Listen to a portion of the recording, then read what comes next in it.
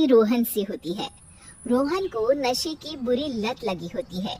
एक दिन, अरे माँ, मेरा एक साइड का शरीर काम नहीं कर रहा है। मैं आज खेतों में कैसे जाऊंगा? अरे बेटा, ऐसा ना बोल। तेरे पापा के जाने के बाद से तू ही घर चलाने का सहारा है। मैं डॉक्टर को बुला लाती हूँ। देखिए बहन जी, रोहन के शरीर के एक साइड में लकवा है। अब वो कभी ट्रैक्टर नहीं चला पाएगा।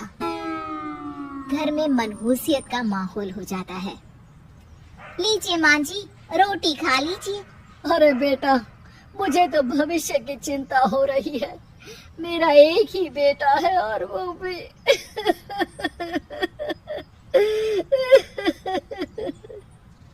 माँ जी, आप चिंता न करें।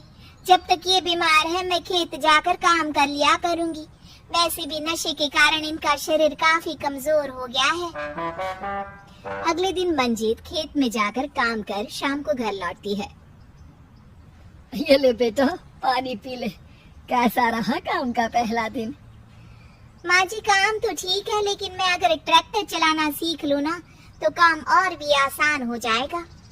अरे बेटा, दुनिया क्या कहेगी कि औरत होकर ट्रैक्टर चला रही है।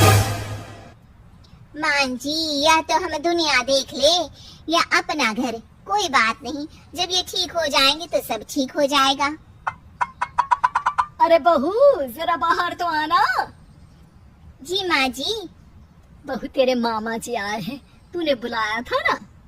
हाँ माँ जी, वो मामा जी ना आज से मुझे ट्रैक्टर चलाना सीख। मंजीत मामा से ट्रैक्टर चलाना सीखती है। वो मन लगाकर खेतों में काम करती है। और एक दिन, माँ जी, पता है इस बार पूरे गांव में सबसे ज्यादा फसल का उत्पादन हमारे खेतों में हुआ है। इस साल तो खूब पैसे आएंगे। हाँ।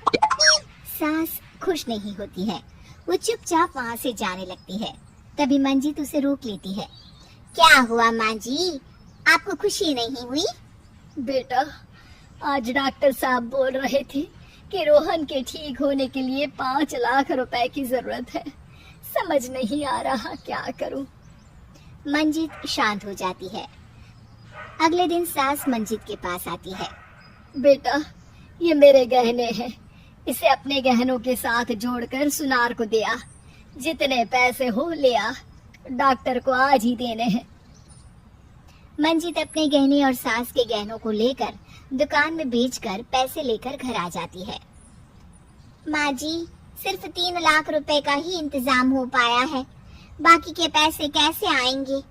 बेटा, अब तो एक ही चारा है, हमें जमीन भी बेचनी पड़ेगी। माँ, खेत बेच देंगी तो खाएंगे क्या? अरे बेटा, कोई दूसरा चारा भी तो नहीं है। रोहन ठीक हो जाए तो वो मेहनत करके इससे भी बड़ी जमीन ले लेगा। सास बहू मिलकर खेत भी बेच देते हैं। अब पूरे पैसे लेकर सास डॉक्टर के पास जाती है। डॉक्टर साहब, ये लीजिए सारे पैसे। बस किसी तरह मेरे बेटे को ठीक कर दीजिए। आपका बेटा ठीक तो हो जाएगा, लेकिन 6 महीने का समय लगेगा। सास बहू सोच में पड़ जाते हैं कि अब तो कोई जरिया भी नहीं रहा जहाँ से उन लोगों को कमाई हो। अब कमाएंगे नहीं तो खाएंगे क्या? माँ जी, मेरे माता पिता ने लड़की होने के कारण मुझे ज्यादा पढ़ाया लिखाया नहीं, लेकिन ट्रैक्टर चलाना सीखकर मैं कुछ काम करने के लायक तो हो ही गई हूँ। अरे बेटा, ट्रैक्टर अब कहाँ चलाएगी? खेत तो बिक गए हैं। माँ जी, मैं किसी और के खेतों में दिहाड़ी में काम कर लूंगी, कुछ तो पैसे आएंगे ही ना।